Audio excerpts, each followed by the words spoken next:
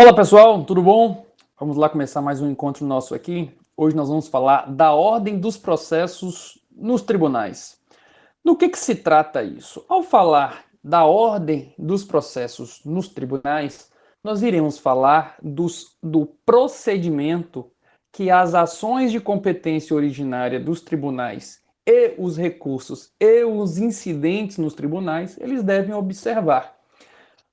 Dito de outra forma, as ações que têm início já no tribunal, assim como os recursos interpostos aos tribunais, assim como os incidentes que se processam nos tribunais, eles devem observar essa sequência de atos, essa determinada ordem na prática dos atos processuais. Muito bem, em resumo, então, o que nós veremos hoje é o passo a passo dos atos que são praticados dentro dos tribunais, seja numa ação de competência originária, seja em um recurso, seja em um incidente. A ordem dos processos nos tribunais, ela está disciplinada no CPC a partir do artigo 929. A partir do artigo 929 é o capítulo que trata, com esse título, da ordem dos processos no tribunal. Muito bem, deixa eu compartilhar a tela aqui para vocês poderem acompanhar o roteiro.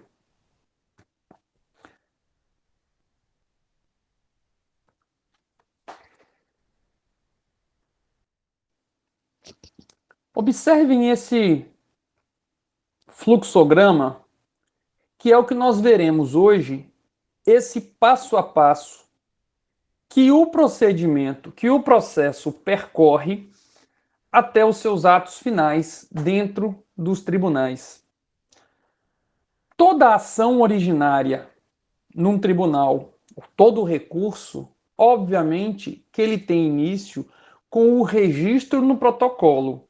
Precisa iniciar, seja a ação, seja o recurso. Está lá no artigo 929 que diz isso, que é o recebimento da ação ou do recurso dentro do tribunal. Ao se fazer esse registro, ele vai ganhar uma numeração, o processo, ou se for um recurso dos autos do processo que forem encaminhados, vai ser mantido o número do processo, ou se for um recurso que for iniciado no tribunal, como por exemplo um agravo de instrumento, ele ganha uma numeração própria, aqueles autos apartados ganham numeração própria. Se forem os autos do processo que forem encaminhados para o tribunal, não vai ganhar uma numeração nova, vai ser mantido o número do processo. Feito o registro daquela ação ou daquele recurso no tribunal, o passo seguinte é ser feita a distribuição daquela ação ou daquele recurso. Eu não vou ficar falando ação ou recurso, ação ou recurso. Quando eu falar recurso, entenda que eu estou falando de ação ou de recurso, tá bom? Recebido o recurso no tribunal, ele vai ser submetido à distribuição. A distribuição, ela pode ser de duas formas. Pode ser uma distribuição, vou botar aqui para cima, uma distribuição por livre sorteio, distribuição por sorteio, ou ela pode ser uma distribuição por alguma conexão. A distribuição vai ser livre, sem nenhuma conexão, quando não tiver havido nenhum processo que tenha relação com aquele recurso, com aquele processo recém-chegado no tribunal, ou quando não tenha havido nenhum recurso anterior destinado àquele tribunal no mesmo processo.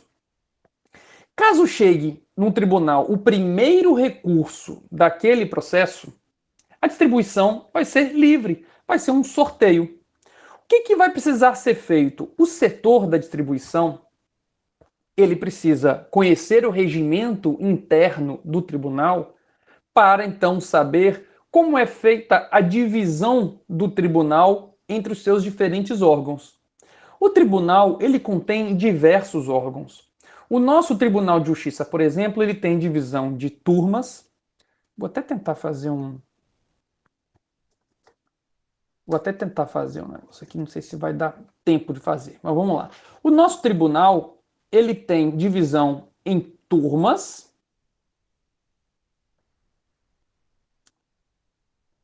Maior do que as turmas nós temos as câmaras. Vixe, mas vai ficar ruim aqui de fazer.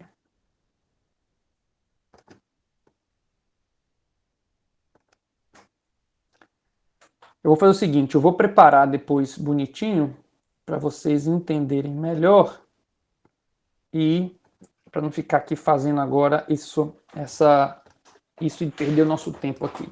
Mas o que nós temos no nosso Tribunal de Justiça da Bahia? Nós temos turmas julgadoras que estão contidas em câmaras, as câmaras que estão contidas em sessões, as sessões que estão contidas em sessões reunidas, que as sessões reunidas estão contidas dentro de tribunal pleno. São vários órgãos fracionários que vão aumentando a sua composição e a competência que cada órgão fracionário desse possui, ela é dividida de acordo com o regimento interno. É o regimento interno do tribunal que vai dizer quando que o julgamento será feito por uma turma apenas? Quando que vai ser feito por um órgão maior do que uma turma, que é uma câmara? Quando que vai não ser julgado por uma câmara e sim por uma sessão? Quando que será das sessões reunidas? Quando que será... Tem as sessões especializadas também. Enfim, quando que será cada órgão fracionário desse? Qual a competência de cada órgão? Está no regimento interno. E aí é importantíssimo que os advogados conheçam o regimento interno dos tribunais onde atuam para saber qual é a competência de cada um dos seus órgãos. É lógico, é evidente que você não vai decorar todas as regras de competência, mas sempre que você precisar tirar uma dúvida, por exemplo, preciso ajuizar uma ação rescisória no tribunal. Qual é o órgão competente para conhecer dessa minha ação rescisória? Eu vou abrir o regimento interno e vou lá descobrir qual é a competência da ação rescisória para aquele caso. Eu vou impetrar um mandado de segurança contra ato do presidente do tribunal. Qual é o órgão competente? Está lá no regimento interno, você vai procurar e vai descobrir. Pois bem, quando se dá entrada numa ação ou num recurso, existe um cargo de diretoria que é o responsável pela distribuição. No nosso Tribunal de Justiça da Bahia, quem faz isso é a vice-presidência. A vice-presidência é quem tem por atribuições o controle da distribuição, é quem cuida da distribuição. Recebida uma ação, recebido um recurso, é feito um endereçamento para os órgãos possíveis de acordo com o regimento interno. Então chegou, por exemplo, uma questão. O nosso TJ Bahia, por exemplo, ele é dividido em dois grupos. Ou é criminal ou é cível. Não tem outras divisões. Ou é criminal ou é cível. Nós não temos no Tribunal de Justiça órgãos especializados em empresarial, em família. Dentro do tribunal, nós só temos o que é criminal e todo o resto é cível. E no cível entra o civil, entra o tributário, entra o administrativo, entra o empresarial. Tudo que não for criminal está no cível. Óbvio, tirando as justiças especializadas, como, por exemplo, justiça do trabalho, militar.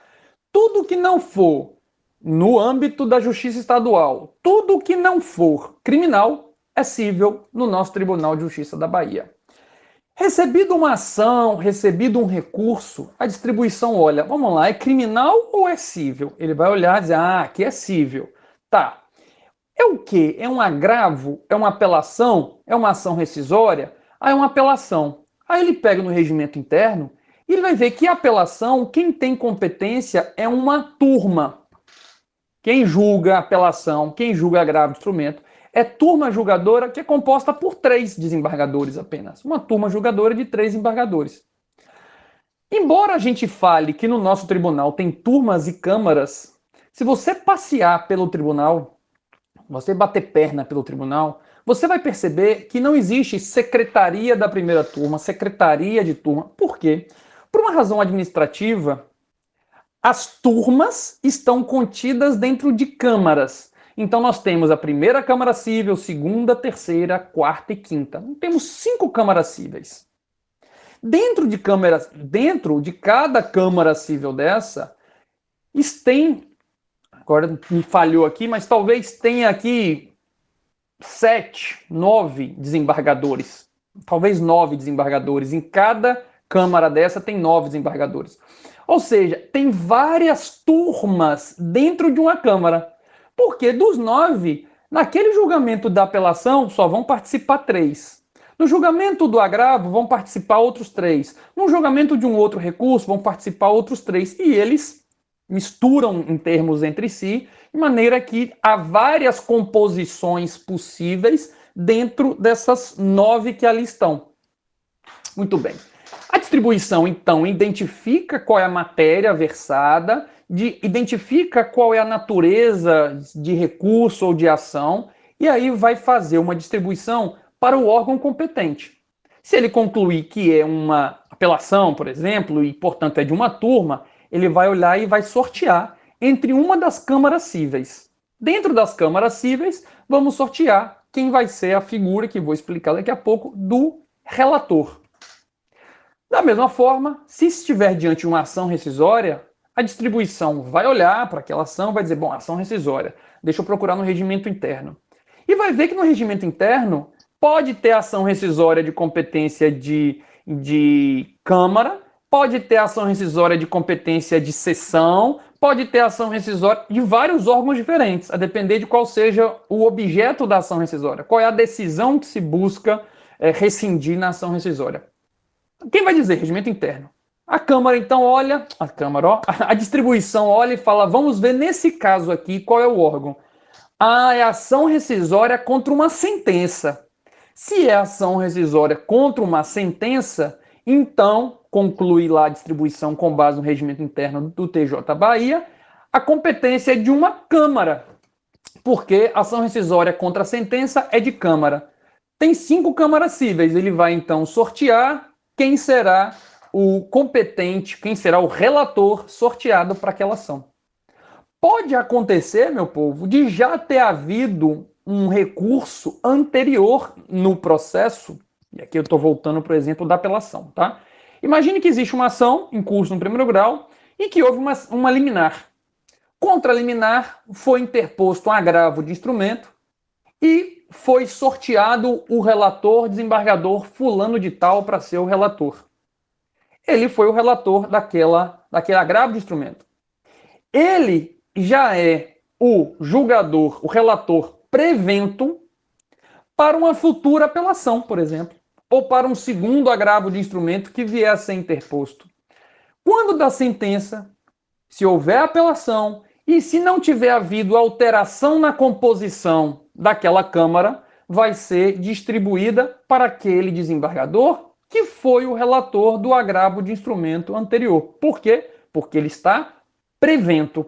Não será aí uma distribuição livre, não é para qualquer um. Vai ser endereçada para aquele que já foi o relator do processo anterior e que, por isso, será agora ele também o relator da apelação. Só para fins de curiosidade, quando ele recebe, quando se faz um sorteio, quando se faz a distribuição, tem que ser respeitada a paridade. Um desembargador não pode ganhar mais processo do que o outro. Se eu recebi 10 processos de uma só vez, eu tenho que, de alguma forma, ficar excluído de outros para que eu não receba mais processos do que outros desembargadores. Então, se eu recebi um processo porque eu fui o prevento, por ter julgado um recurso anterior, isso a distribuição vai ter que contabilizar para que num sorteio de um próximo eu fique de fora e que eu não receba uma carga maior do que os outros desembargadores. Muito bem. A distribuição, então, é a identificação do órgão competente para processar e julgar a ação ou recurso e, além disso, é a designação de quem será o relator daquele processo ou daquele recurso. Isso aqui, meu povo, vale tanto para Tribunal de Justiça quanto vale para os tribunais superiores. O que vai mudar é o regimento interno. Se é o regimento interno do TJ Bahia, do TJ de Sergipe, TJ do Rio de Janeiro, se é o regimento interno do TRF, ou se é o regimento interno do STJ ou do STF. O procedimento é esse. Faz o registro lá no protocolo, faz a distribuição por sorteio ou por prevenção, e então identifica-se quem será o relator. A gente ouve falar da figura do relator agora o tempo inteiro na televisão e no rádio. O relator do mensalão, o relator do inquérito da fake news, o relator do habeas corpus. A todo momento a gente vê a figura do relator. E aí eu pergunto, o que faz um relator? O relator, o nome até sugere uma das atribuições dele. Mas o relator é muito mais do que aquele quem faz o relatório, como o nome parece indicar. Essa é uma das atribuições, e uma pequena atribuição, que o relator tem, dentre muitas outras importantes. Quais sejam? Quando é feita a distribuição, o processo é encaminhado para o gabinete do relator. O relator recebe esse processo no seu gabinete e ele então... Deixa eu fechar aqui para não ficar dividindo com vocês. E ele então recebe esse processo ou esse recurso no seu gabinete e ele tem o importante papel de conduzir aquele processo até o dia em que ele for julgado pelo órgão colegiado. Vocês aprenderam que um dos princípios regentes dos recursos é o princípio da colegialidade, que nos diz que, em regra, as decisões nos tribunais elas são havidas por um órgão colegiado, pelo menos 3. Em regra, as decisões nos tribunais são havidas por um órgão colegiado. E quem conduz o processo entre o recebimento no tribunal, a distribuição, até o dia em que isso será julgado pelos 3, é o relator. E nessa janela entre o recebimento e o julgamento pelo órgão colegiado, nessa janela cabe ao relator fazer a condução e a adoção de todas as providências que se fizerem necessárias durante esse período. Se alguém precisar de uma tutela de urgência, pede ao relator. Se alguém precisar do efeito suspensivo de um recurso, pede ao relator. Se for necessária a produção de provas, como numa ação rescisória, por exemplo, quem aprecia, quem defere, é o relator.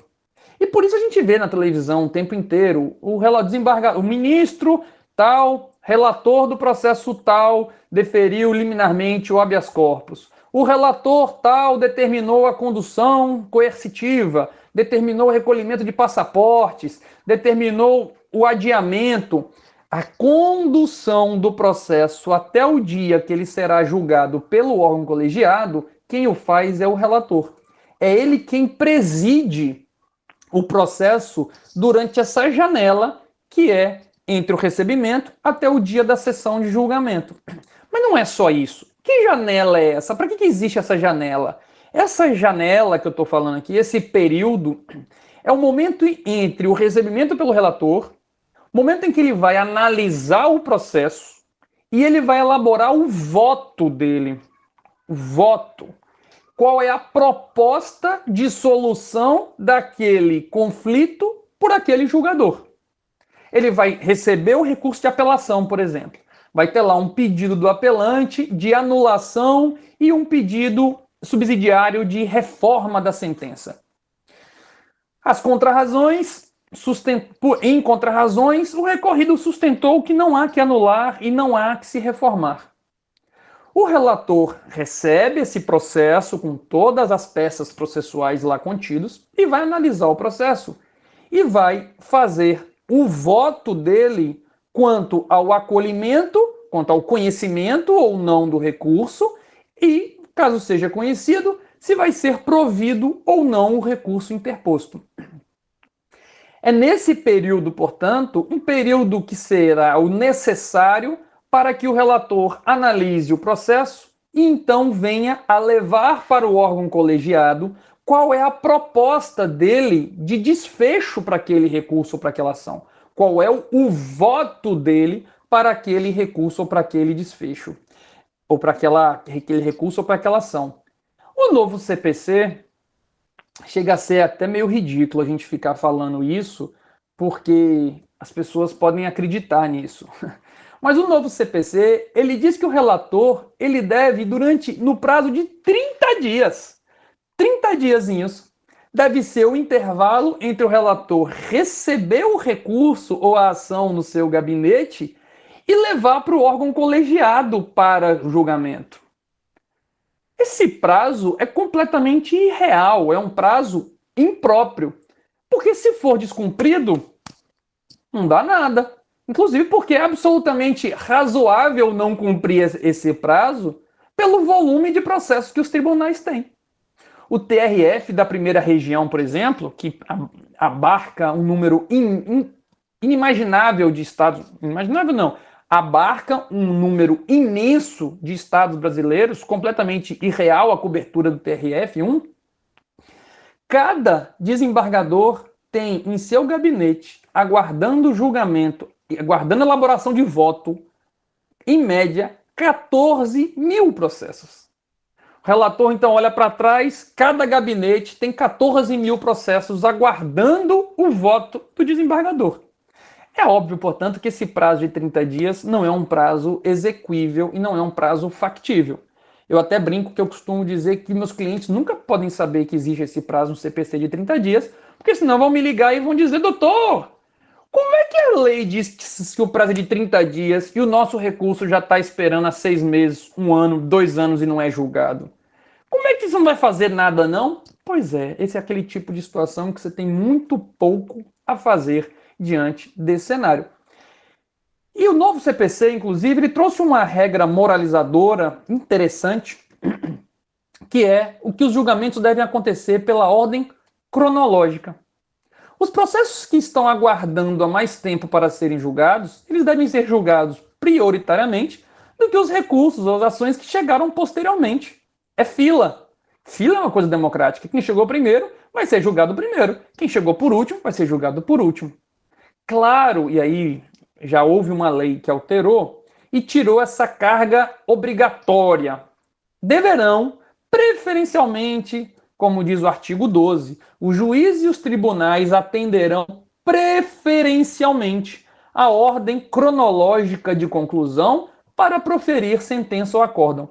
Acabaram com a ordem cronológica? Não, não acabaram, mas sinalizaram que a preferência deve ser a ordem cronológica e que deve ser seguido com uma regra de observância, uma regra que deve ser observada, mas que não tem o caráter tão cogente quanto tinha no CPC quando foi aprovado. O CPC foi alterado já para botar esse preferencialmente. E tem várias exceções. Prioridade tem uma fila prioritária, tem situações que escapam, tutela de urgência, por exemplo, escapa da regra da prioridade, enfim, mas é uma sinalização com relação aqui. Quem chegou em primeiro e está aguardando o julgamento há mais tempo, deve ser julgado prioritariamente.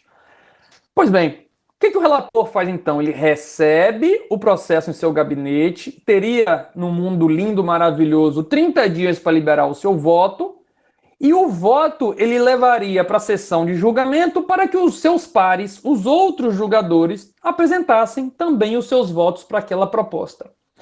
Mas o relator, além de fazer o relatório, além de fazer a sua proposta de voto, ele tem outros poderes. Está lá no artigo 932. O artigo 932, deixa eu até ver se eu consigo compartilhar com vocês aqui. O artigo 932, ele traz os poderes e deveres do relator. O que o relator pode fazer?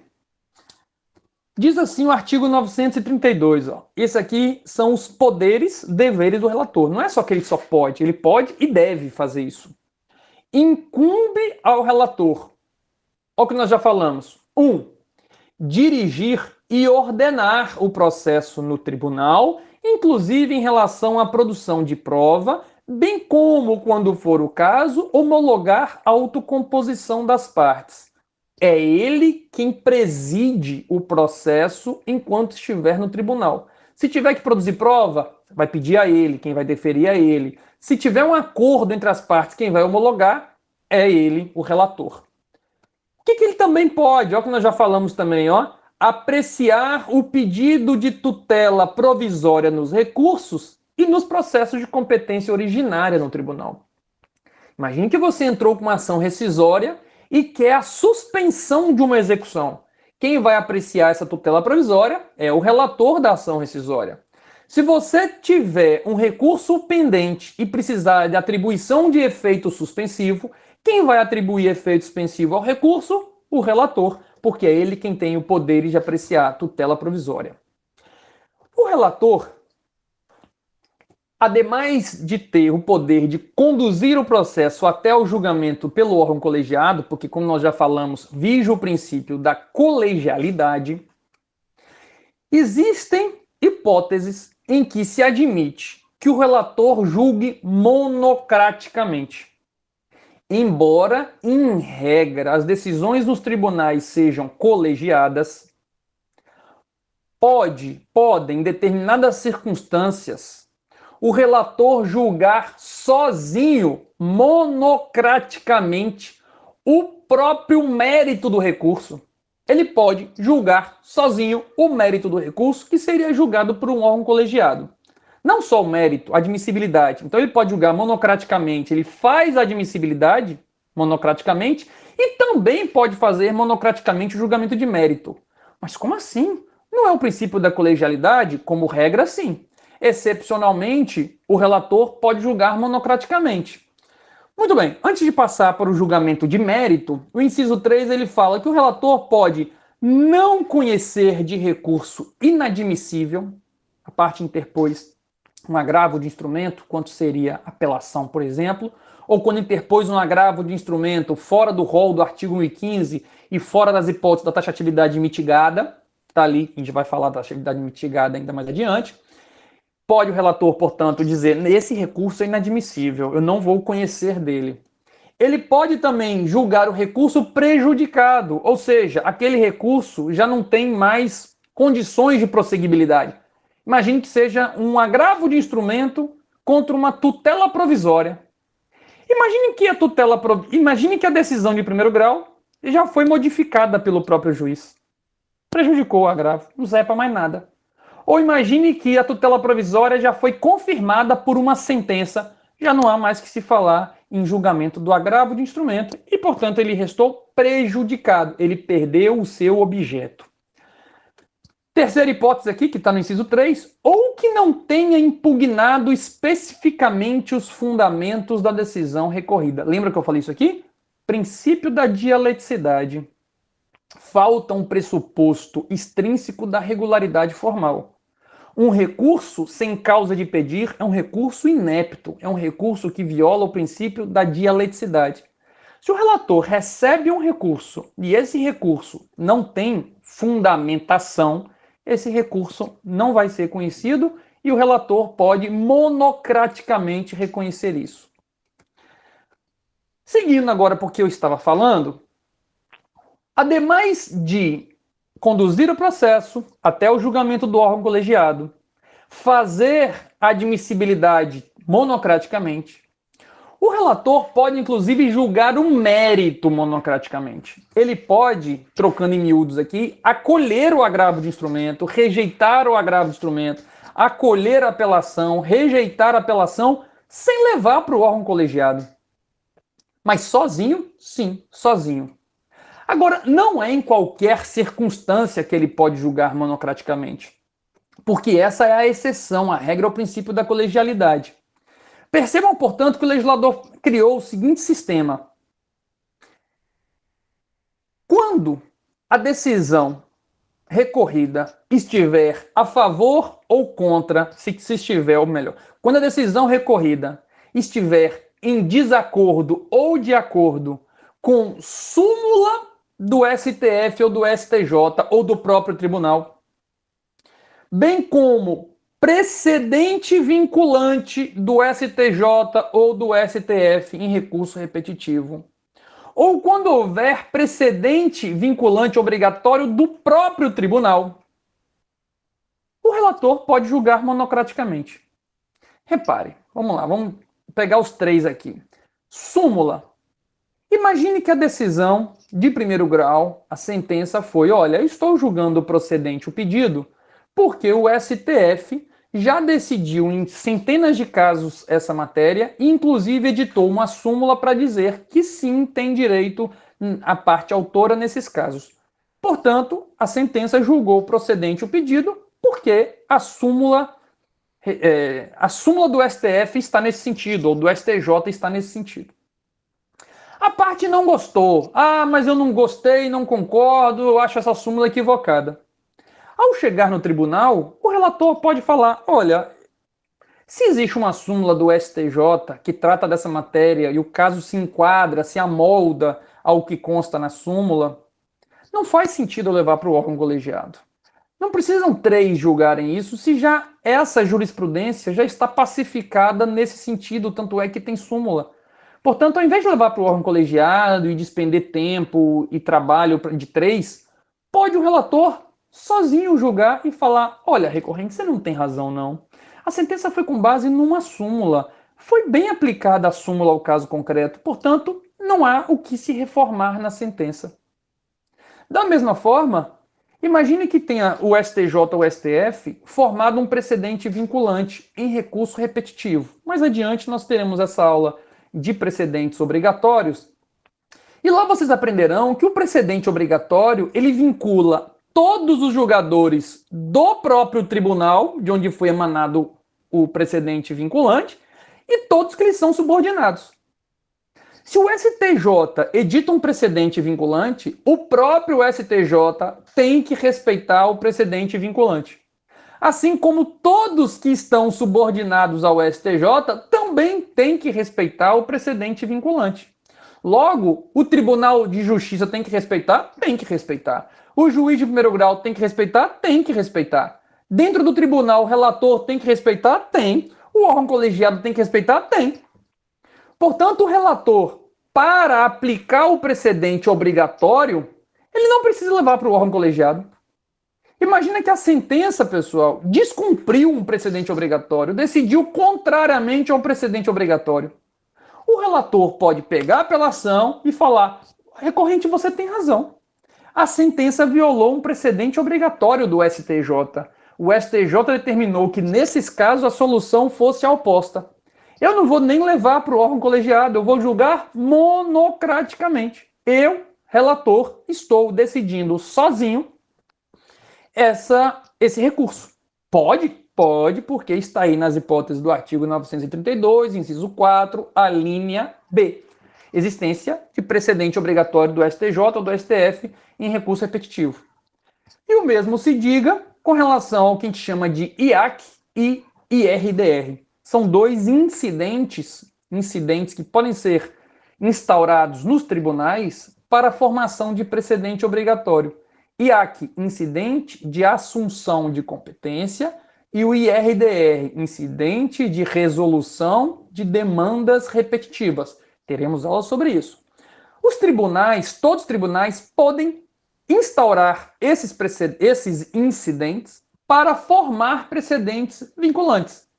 Se o TJ Bahia, por exemplo, instaurou um IAC e no IAC formou o precedente vinculante em determinado sentido, todos os relatores de processos que versarem sobre aquela matéria podem julgar os respectivos recursos, seja para reformar uma decisão para se adequar ao precedente, seja para manter a decisão que foi de acordo com o precedente vinculante.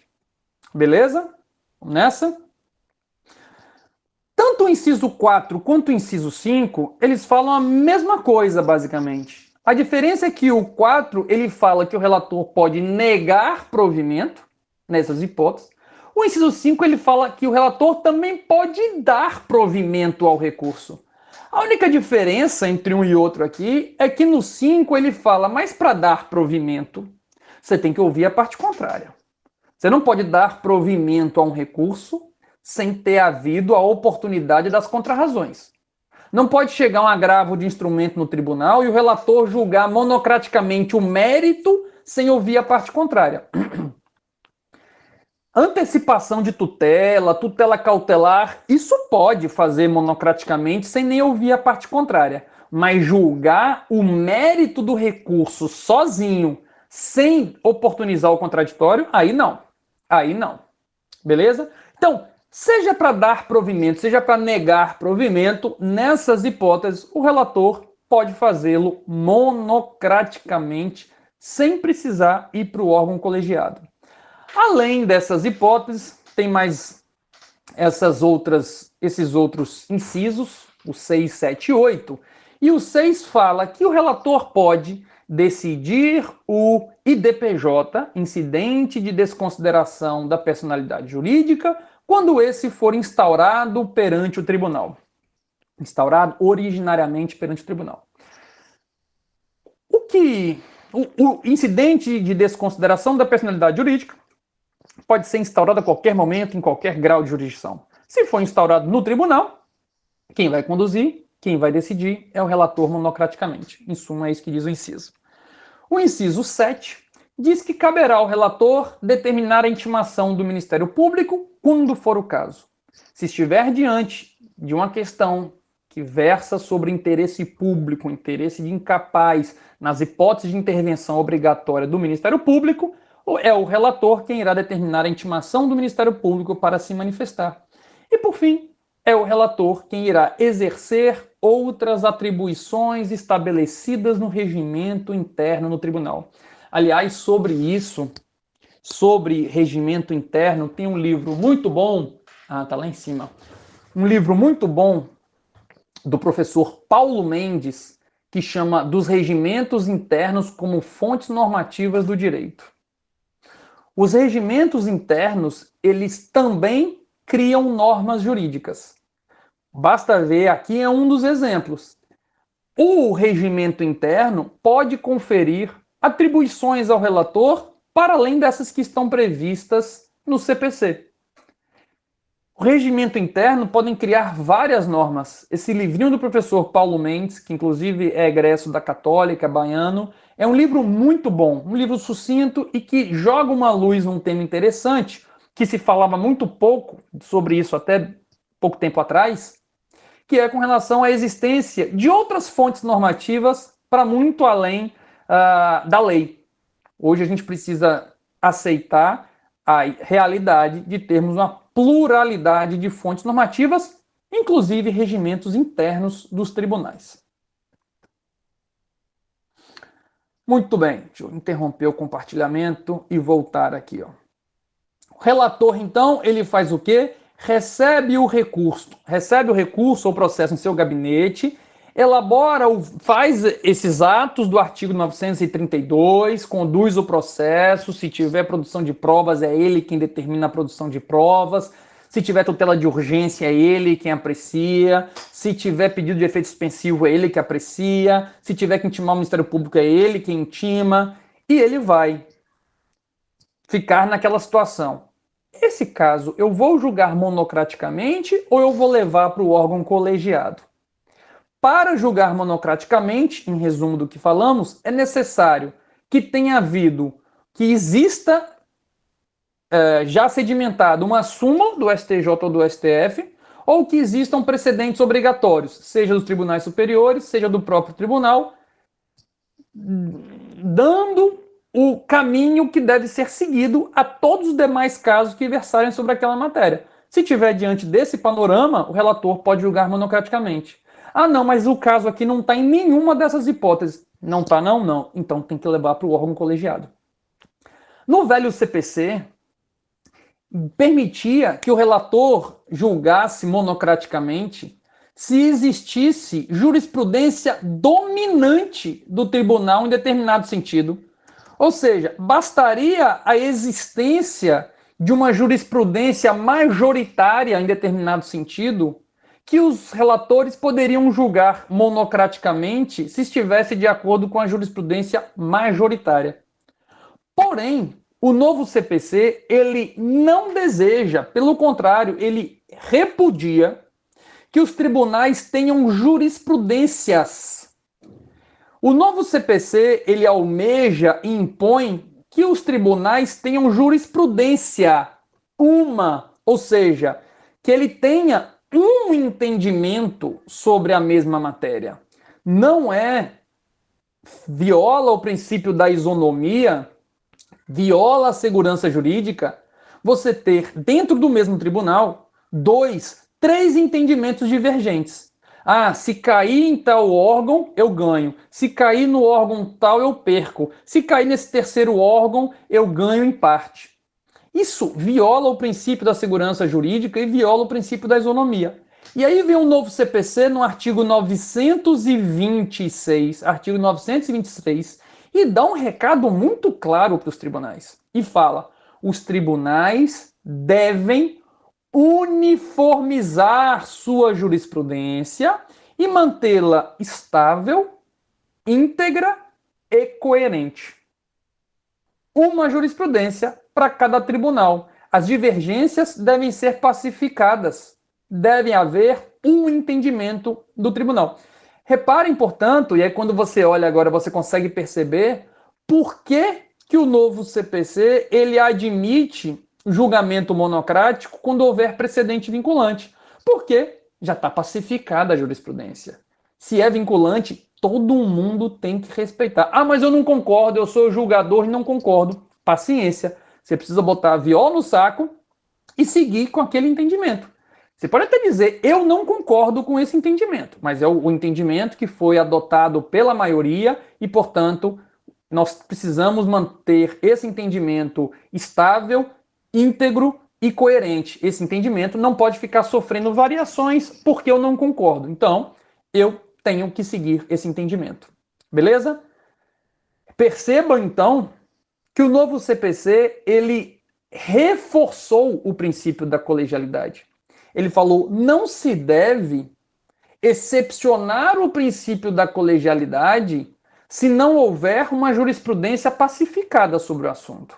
Se a jurisprudência ainda é controvertido, nada de julgar monocraticamente. Tem que levar para o órgão colegiado e, de preferência, instaurar os incidentes próprios para a formação de precedente obrigatório. Beleza? Vamos lá, então. O relator vai cumprir os seus deveres na qualidade de relator, vai analisar o processo, vai elaborar o seu voto, e então vai chegar o dia que ele já vai ter cumprido essa sua tarefa e o processo já estará em condições de ser levado a julgamento pelo órgão colegiado. O que o relator então faz? Ele encaminha o processo para o presidente do órgão, não é o presidente do tribunal, é o presidente do órgão a qual ele está vinculado. Por exemplo, presidente da Câmara, presidente da sessão, presidente do pleno, presidente do órgão ao qual ele está vinculado e onde o processo está tramitando, e ele vai pedir pauta. Ele vai pedir que o presidente inclua o feito na pauta de julgamento. Quem tem a atribuição de controlar a pauta de julgamento, o que vai ser julgado na sessão de julgamento, é o presidente. E isso explica, inclusive, quando vocês virem na televisão, na rádio, o tamanho do poder que um presidente de um órgão ou de um tribunal tem, sobretudo dos tribunais superiores. Em especial, o que está mais na mídia, maior visibilidade, o STF. O presidente do STF é ele quem pauta, é ele quem decide quais os processos que já estão prontos para julgamento irão ser julgados na sessão de julgamento seguinte. O relator fez o trabalho dele, liberou o voto, entrega ao presidente e fala, presidente, eu já fiz o meu voto.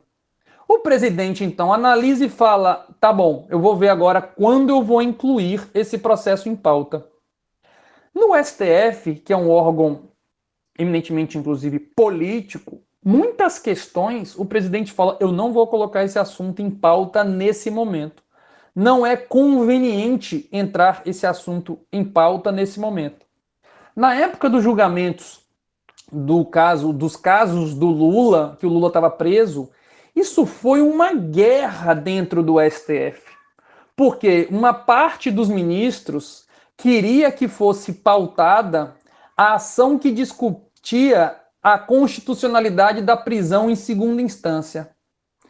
A presidente do tribunal, por sua vez, não queria pautar esse assunto naquele momento, porque ela dizia que se ela pautasse o recurso naquele momento, aos olhos da população, iria parecer que estavam julgando aquilo em razão do Lula e que qualquer julgamento estaria então contaminado pelo momento político naquele instante.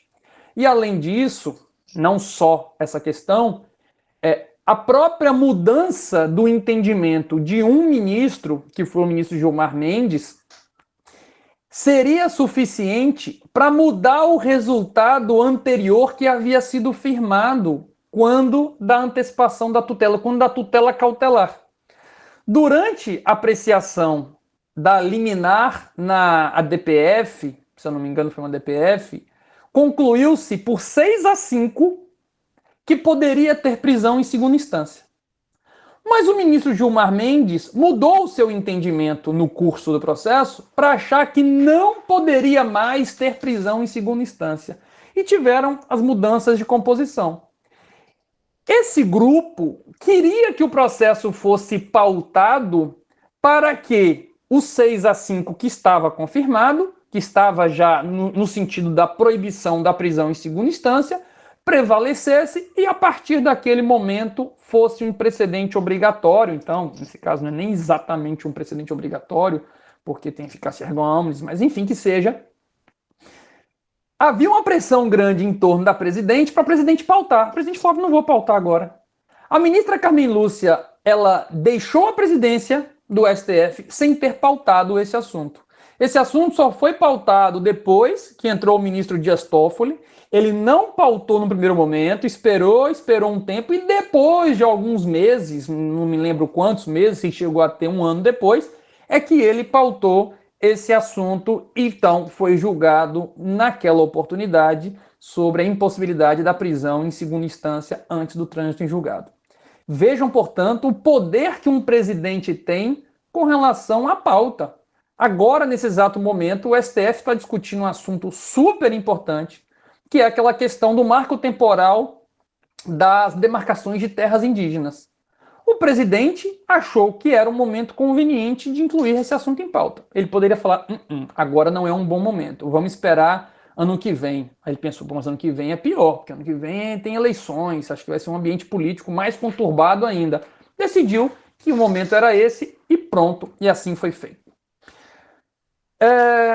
O relator, então, pediu pauta ao presidente. Nos tribunais, não costuma ter essa ingerência política, vamos falar assim, esse juízo político da pauta.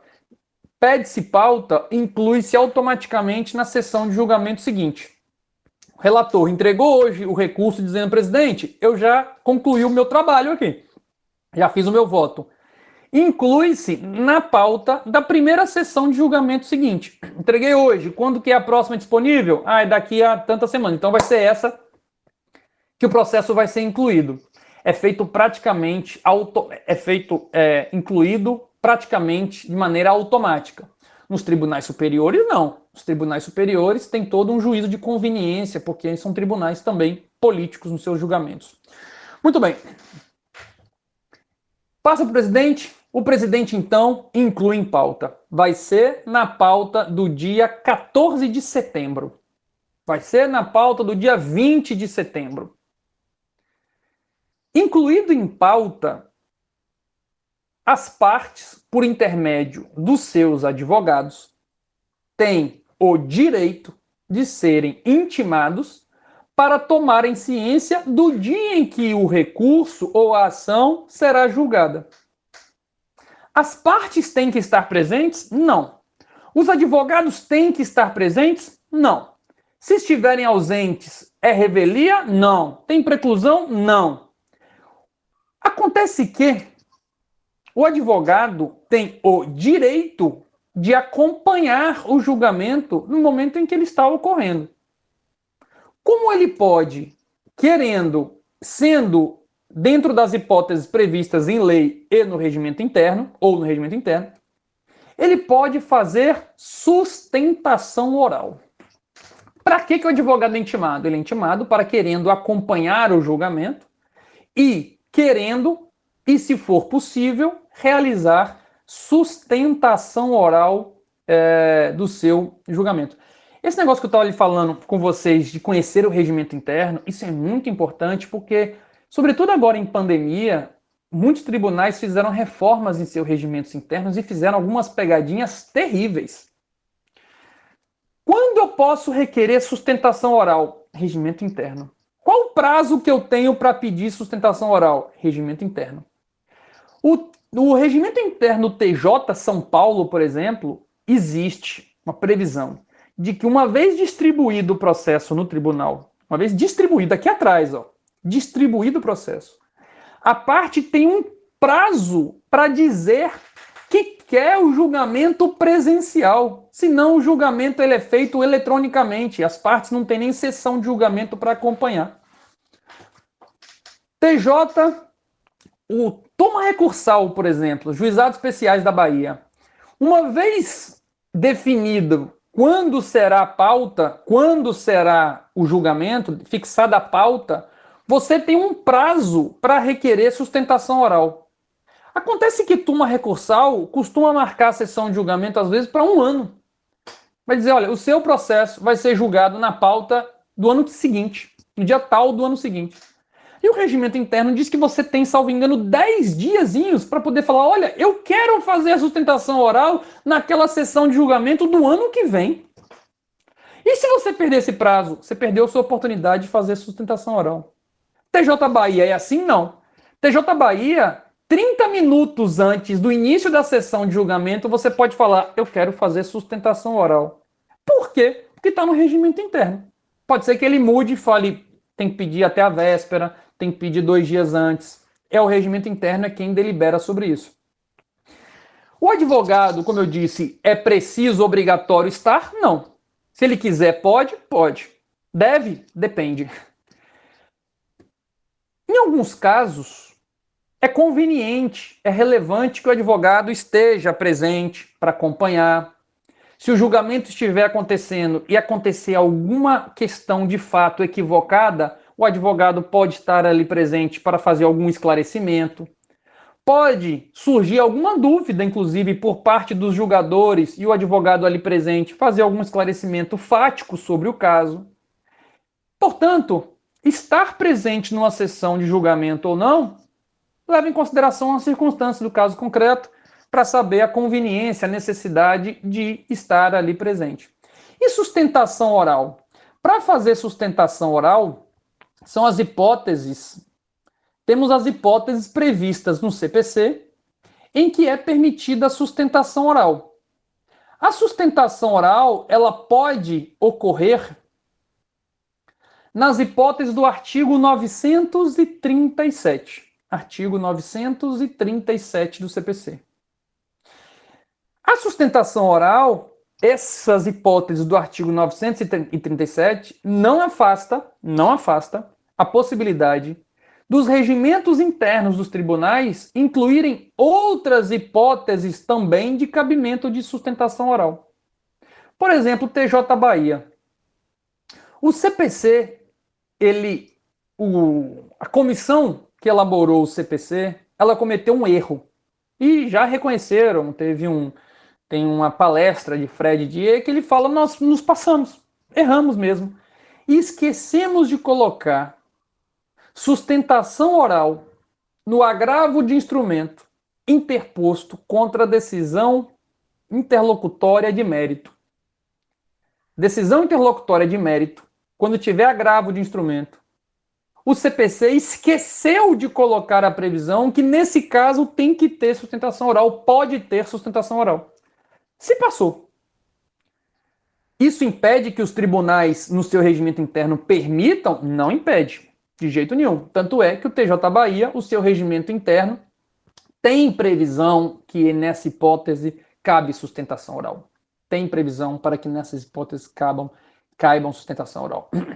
O advogado, então, querendo, estando nas hipóteses do artigo 937, ele pode fazer sustentação oral. Quando que cabe sustentação oral como regra? Apelação cabe, recurso especial cabe, recurso extraordinário cabe. Agravo como regra? Não. Como regra? Não. Em algumas circunstâncias cabem? Cabem. Cabe sustentação oral em algumas circunstâncias.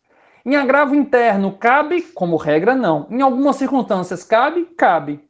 Olha lá, artigo 937, as hipóteses em que são cabíveis a sustentação oral.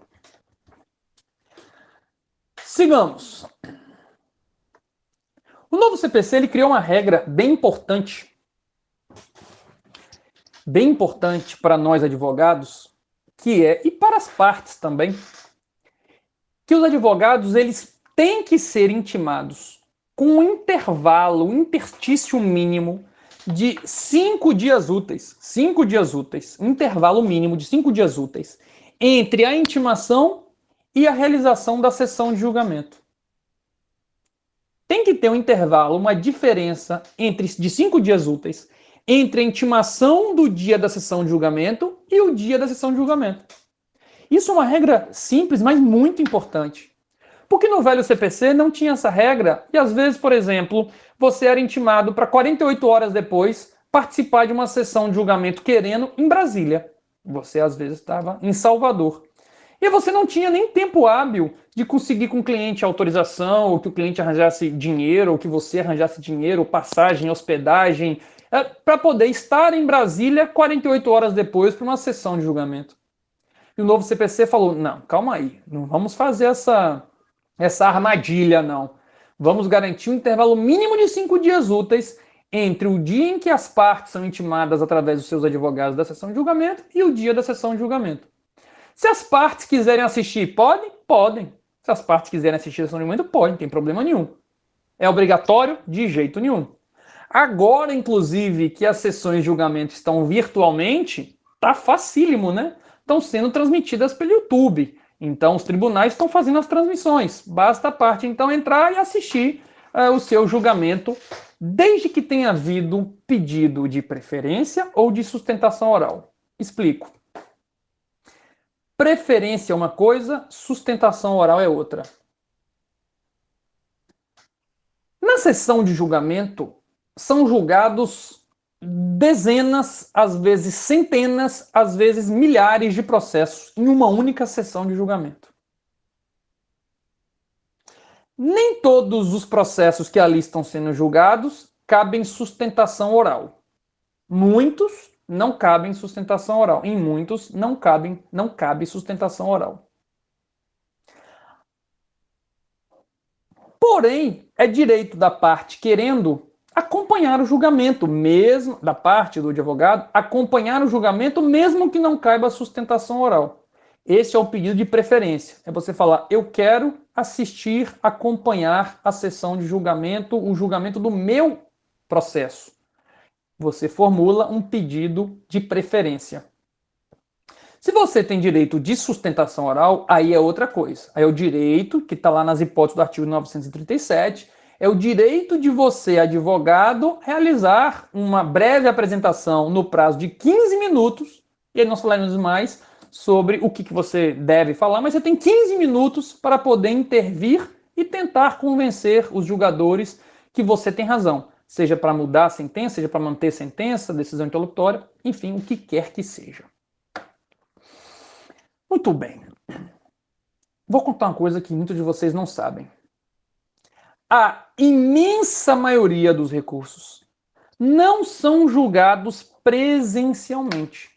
Não são julgados ali, analisados, discutidos, debatidos os casos entre os julgadores. A imensa maioria, mais de 90% dos recursos, eles são julgados virtualmente. E virtualmente não é sessão de julgamento virtual em que as partes estão presentes debatendo, não.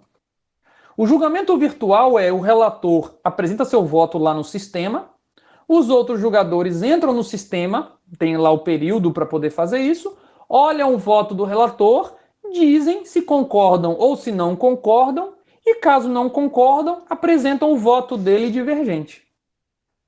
Terminou o período, em que os julgadores podem lançar seus votos no sistema, fechou o julgamento virtual, o resultado está ali. 3-0 e por aí vai. As várias possibilidades que acontecem. Portanto, a grande maioria dos recursos não são julgados dentro de uma sessão onde há os debates. A grande maioria é julgado, como a gente falou aqui agora, virtualmente, em que os votos são lançados no sistema e cabem aos julgadores entrar no sistema e dizer se concordam ou se não concordam com aqueles centenas. Tem julgamentos, por exemplo, no TRF1, que em uma sessão de julgamento tem ali a proclamação do resultado de mais de 1000 processos. Rapaz, os caras julgaram 1000 processos em uma sessão de julgamento? Não. Desses 1000 processos, às vezes foram julgados 30 ali, discutindo o caso, discutindo um a um e tal, 30. Os outros 970 foram julgados virtualmente. Os outros julgadores entraram, já tinham votado ao longo da semana lá, deram o voto deles, e nesse dia da sessão de julgamento apenas apresenta qual foi o resultado final desses outros processos todos, que não foram julgados presencialmente. Portanto, nós temos esses dois tipos de julgamento. O julgamento presencial, e quando a gente fala presencial, obviamente que não inclui presencial fisicamente, mas o presencial aqui, o virtual, é considerado presencial, desde que seja, né, síncrono, estão lá os embargadores lá e nós aqui fazendo sustentação oral e acompanhando o julgamento, isso é presencial também. E temos o julgamento eletrônico, em que é aquele que não há essa interação, não há debates, não há exposição de razões, tem lá o voto e os julgadores entram e apresentam os seus votos para aquele caso concreto. Aqui no TJ Bahia, como eu estava falando, você tem 30 minutos antes do início da sessão para falar se você quer preferência ou se você quer sustentação oral ou se você não quer nada. Se você não pedir preferência e não pedir sustentação oral, o julgamento vai ser eletrônico. Os votos, meu povo, já estão no sistema. Mesmo quando você pede sustentação oral e faz a sua sustentação oral, os julgadores já têm no sistema quais são os votos de cada um deles. Você não sabe, as partes não sabem, os advogados não sabem, estão ali sustentando oralmente para tentar convencê-los de que se tem razão, mas o entendimento deles já está firmado ali, já está registrado no sistema. Eles podem mudar? Podem. Eles podem ouvir a sustentação oral e dizer, opa, acho que errei.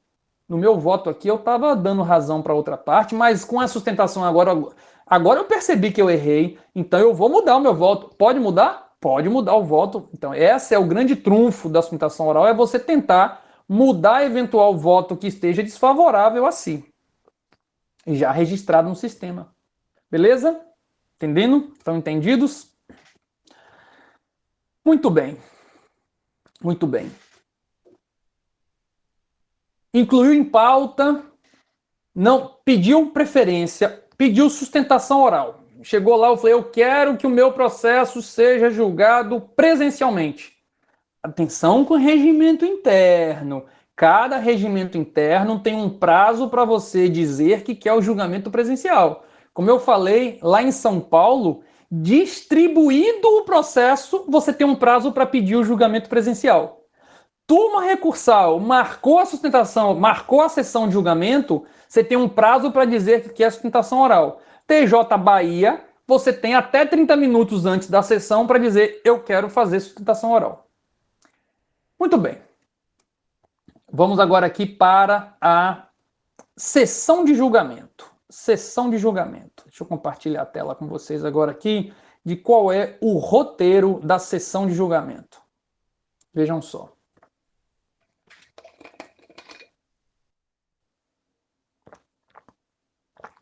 Essa é a sequência de atos praticada numa sessão de julgamento. O presidente do órgão, presidente da primeira Câmara, da segunda, da terceira, da sessão civil, das sessões reunidas, enfim, o presidente do órgão, uma vez havendo o quórum mínimo para iniciar a sessão de julgamento, ele fará a abertura da sessão de julgamento. Eu estou fazendo esse cronograma aqui, essa ordem dos atos que são praticados, e depois eu quero que vocês acompanhem uma sessão de julgamento para vocês verem. Eu vou até colocar aqui, compartilhar com vocês, para vocês verem que essa é a ordem que é em regra observada.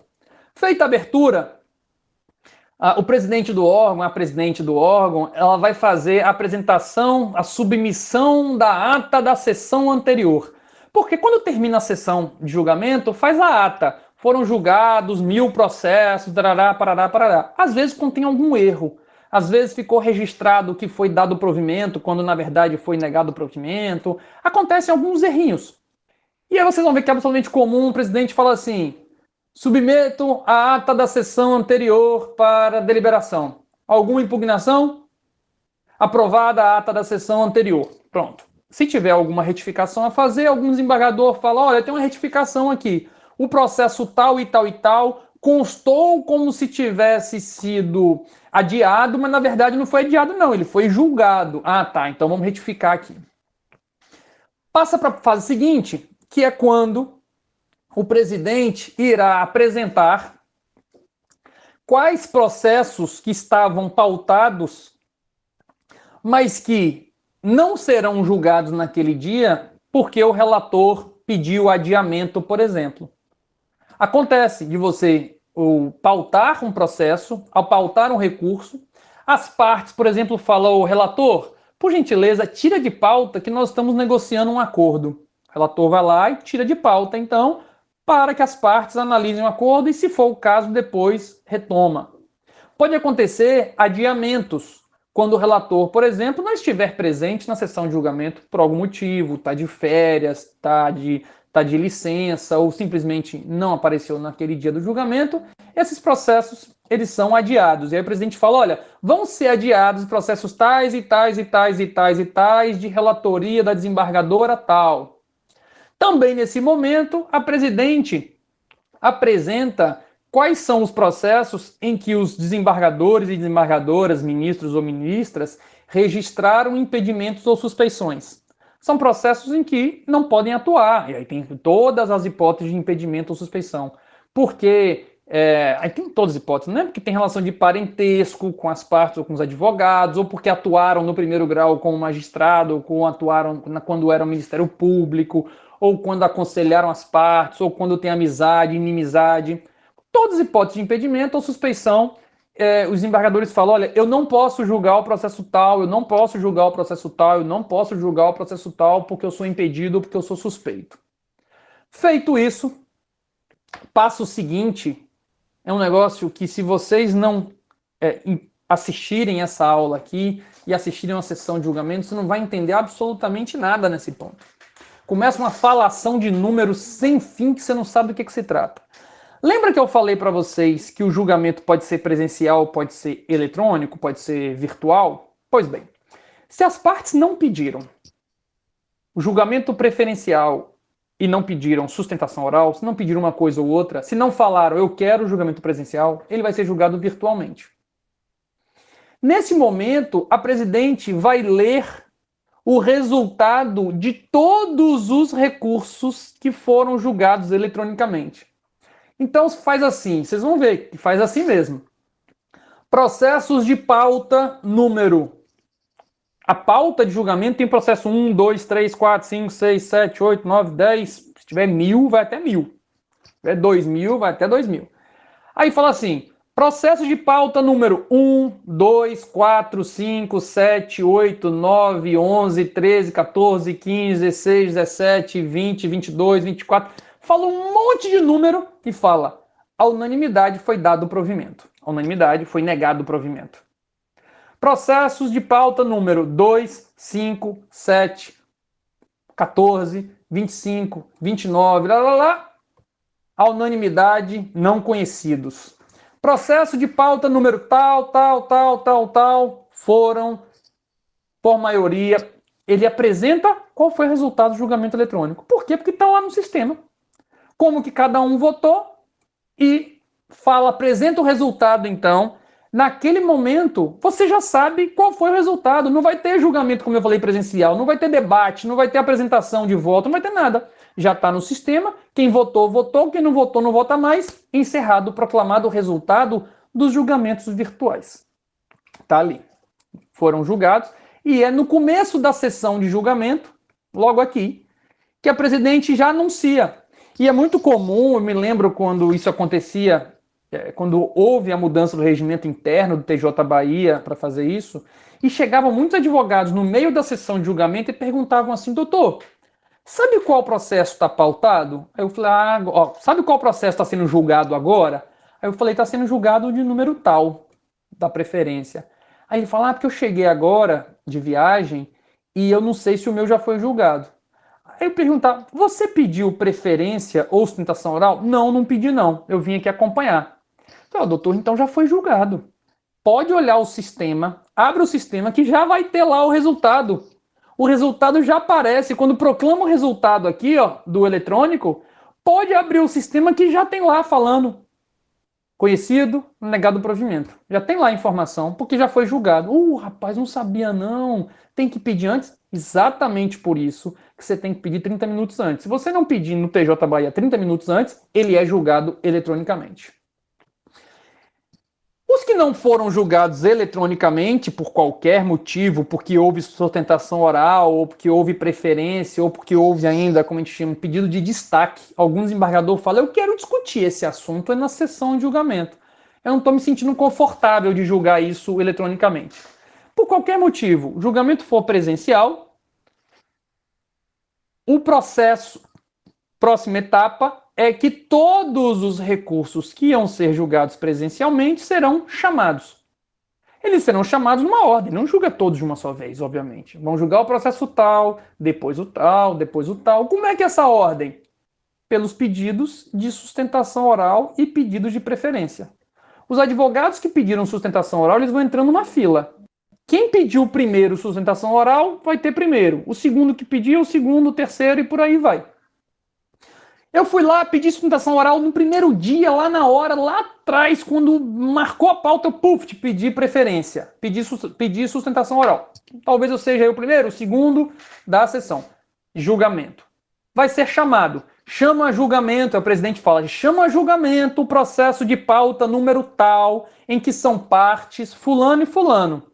E sustentação oral pedido pelo advogado fulano de tal. Agora a gente começa a parte do julgamento do processo. Aqui são os atos da sessão de julgamento toda. Aqui começa, cada processo tem essa sequência aqui. Ó. Cada processo segue essa sequência aqui. Chama a julgamento o processo tal, em que são partes tais e tais, o advogado fulano de tal. O advogado comparece à tribuna, se for presencial, ou se for no virtual, ele abre a câmera dele, e o presidente do órgão passa a palavra para o relator. Olha aí o nome. Para que o relator? Para o relator apresentar o relatório do processo. Muita gente não sabe, fica chocado ao saber disso, que apenas um dos desembargadores que compõe o órgão colegiado analisa o processo previamente. O relator tem o papel de exatamente analisar o processo, fazer um relatório do que é o processo, fazer a leitura desse relatório para que os outros julgadores entendam do que se trata. Trata-se de ação indenizatória movido por fulano contra Beltrana, na qual se pediu isso na petição inicial. Na contestação, a ré alegou isso e outro mais. O juiz de primeiro grau indeferiu isso. Houve audiência de testemunhas, houve audiência de instrução, foram ouvidas testemunhas e tal. Na sentença, os pedidos foram julgados parcialmente procedentes e a ré foi condenada a pagar tanto, a fazer tal coisa. O autor não concordou, interpôs apelação pedindo isso. A ré também interpôs apelação, alegou isso. Com as contrarrazões, os autos vieram para o tribunal. Ponto. É o relatório. explicou para todos os jogadores o que se trata o caso. Esse relatório, portanto, ele faz um resumo. Se tiver pedido de sustentação oral, feita a leitura do relatório, é franqueado pelo presidente a palavra aos advogados para que façam a sua sustentação oral. Os advogados detêm 15 minutos cada um, pelo autor ou pelo réu, para fazerem a sua sustentação oral. Começando pelo recorrente, seguido do recorrido. Se tanto o autor quanto o réu recorreram, os dois são recorrentes. Começa pelo autor, depois pelo réu. Ambos tendo 15 minutos para fazer a sua sustentação oral. Ok? É comum que esteja presente um advogado de uma parte e do outra parte não esteja? É comum. Se estiver um presente, o outro tem que estar? Não. Pode estar presente o advogado do recorrente, não está do recorrido, pode estar o do recorrido e não está do recorrente, podem estar os dois presentes, pode não estar nenhum presente. Não tem problema nenhum. Feita a leitura do relatório, passa a palavra aos advogados, primeiro para o recorrente, tem 15 minutos para fazer a sua sustentação oral. Nesse intervalo, o advogado não deve ser interrompido. O prazo da sustentação oral é um prazo, a palavra está com o advogado.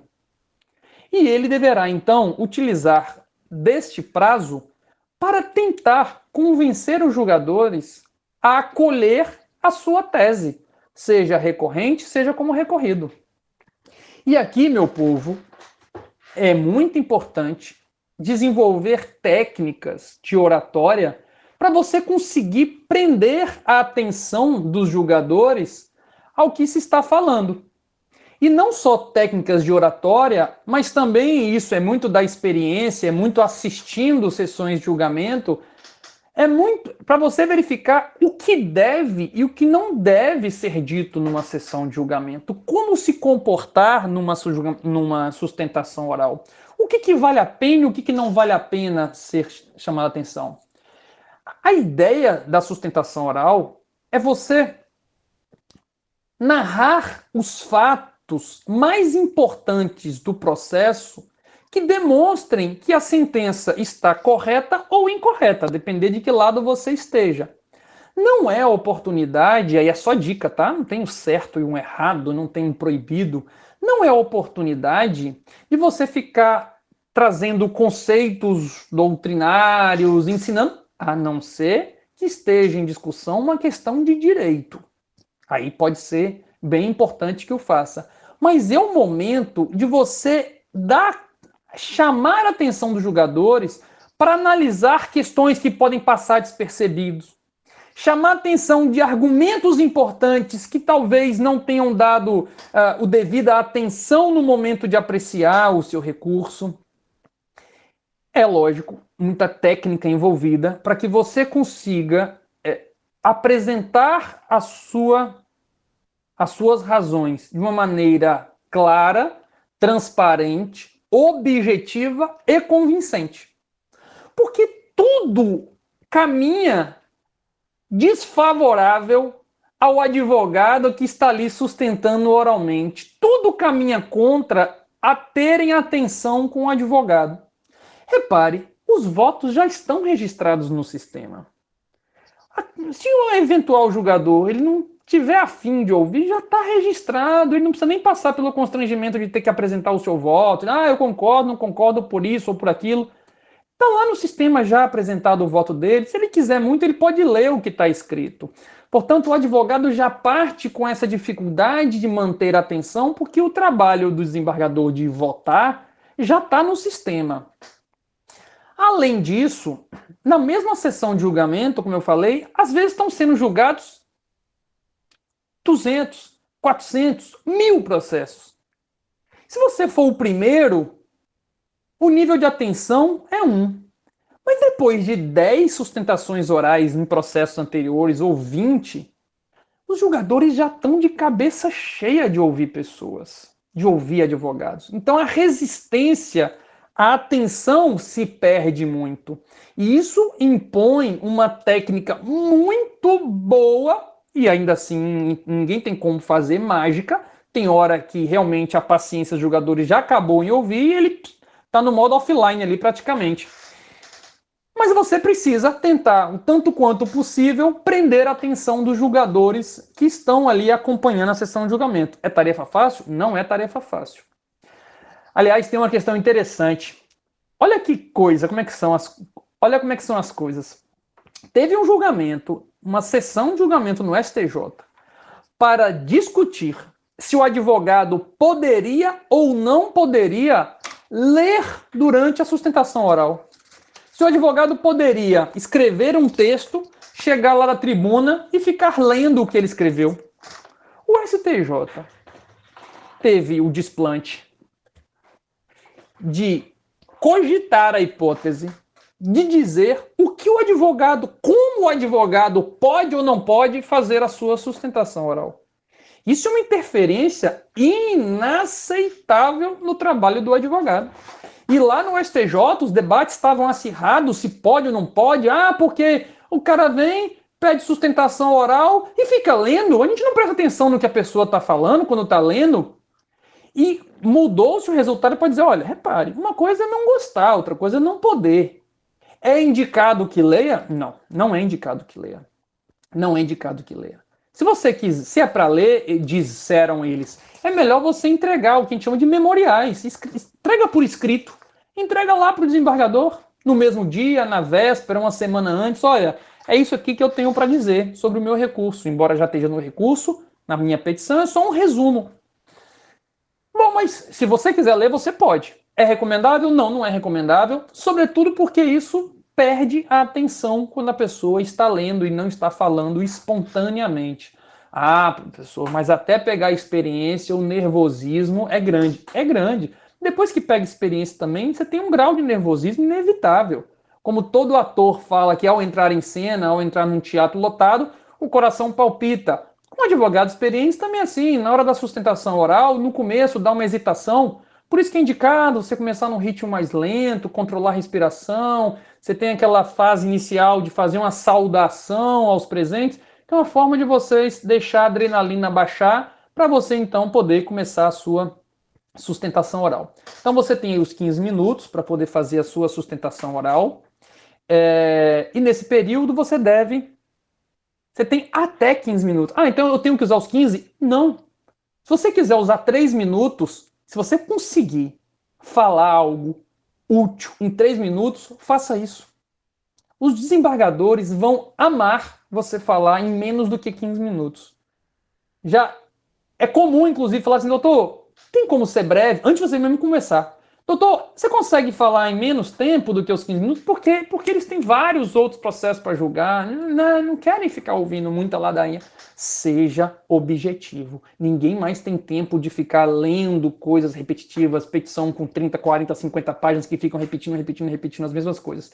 Seja objetivo na escrita, seja objetivo na sua fala. Fale o que tem que ser dito no mínimo intervalo de tempo possível.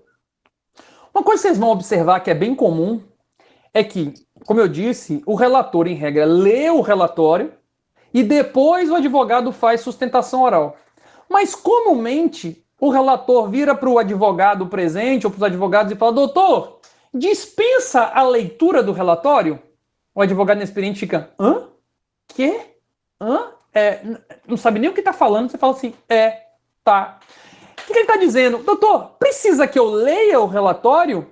Quase sempre os advogados falam, não, excelência, não é necessário, eu dispenso a leitura do relatório, porque na minha sustentação oral, isso não precisa justificar, é só falar assim, dispenso, na minha sustentação oral eu já vou narrar os fatos. E lógico que eu vou narrar os fatos de acordo com a minha conveniência. Mas todos os outros julgadores estão lá com o relatório na cara deles lá no computador, o voto está lá. Então não tem mais essa necessidade de leitura do relatório como tinha antigamente, que não tinha computador para todo mundo, né? Antigamente, no tempo do papel, processo virtual, chegava o desembargador, lia o relatório e os outros iam julgar com base no que ouviram ali. Bom, com base nisso que você falou e com o seu voto, eu concordo com você. Ok? Comumente, então, fala, doutor, dispensa a leitura do relatório? O advogado comumente fala, sim, excelência, dispensa a leitura do relatório. Outra coisa que é bem comum também, e que não tem previsão no regimento interno, é o tribunal, é o relator falar assim, doutor, para o advogado, tá aqui pelo apelante ou pelo apelado? Agravante ou agravado? Aí o advogado fala, eu estou pelo apelante. Aí a relator, o relator olha e fala, olha, doutor, eu estou dando provimento ao seu recurso. Eu estou acolhendo o seu recurso. Ainda assim, você quer fazer sustentação oral?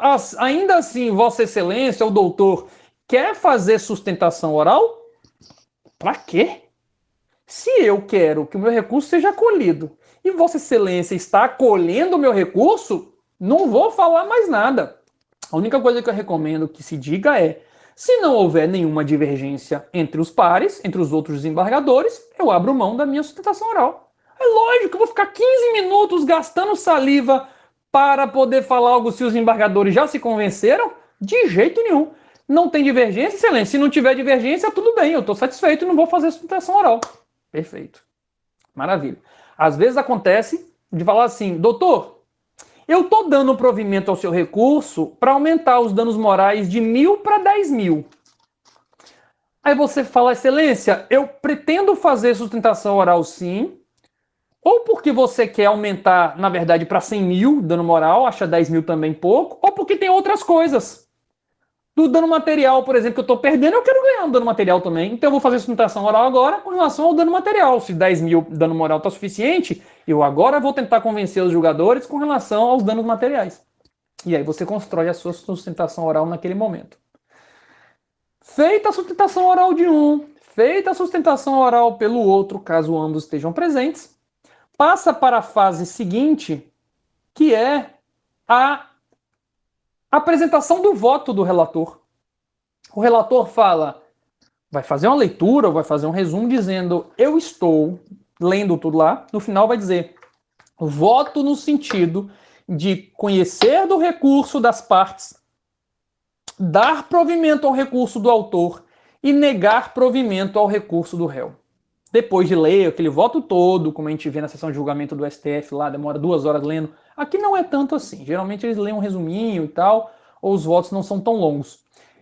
Lê lá o voto e fala, no final, estou votando no sentido de conhecer dos recursos, dar provimento ao recurso do autor para aumentar a indenização de danos morais de 1.000 para 10.000, negar provimento ao recurso quanto aos danos materiais e negar provimento ao recurso do réu.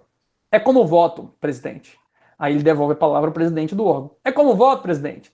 Aí o presidente vai agora chamar os vogais, que são os outros julgadores que compõem o julgamento. A apelação são 3 julgadores. O relator votou, agora vai ter o segundo e o terceiro julgador, que irão participar do julgamento. O presidente vai olhar lá quem é a lista pela ordem e vai falar, segundo julgador, desembargador fulano de tal, como vota?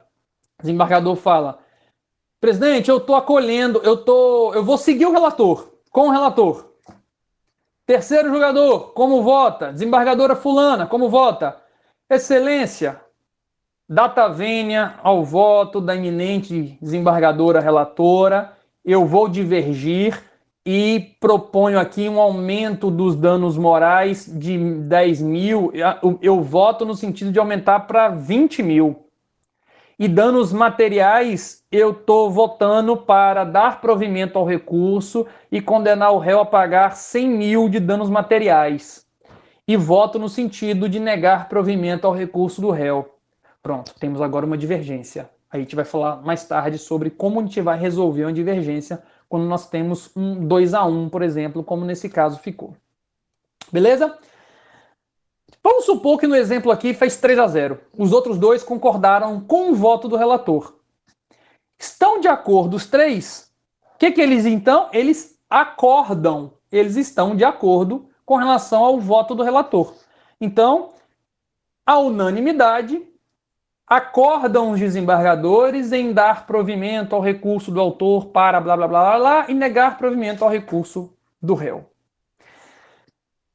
Encerrado esse julgamento, proclamou o resultado, isso a gente chama de proclamação de resultado. Proclamou o resultado, acabou. Quem votou, votou, quem votou não vota mais, não pode mudar de opinião, acabou, proclamado o resultado. Agora, a fase seguinte, que já não é mais na sessão de julgamento, será a redação do acórdão. Porque antes nós tínhamos a redação do voto. Cada desembargador fez seu voto, o relator fez o voto, que era uma proposta, né? É o voto dele.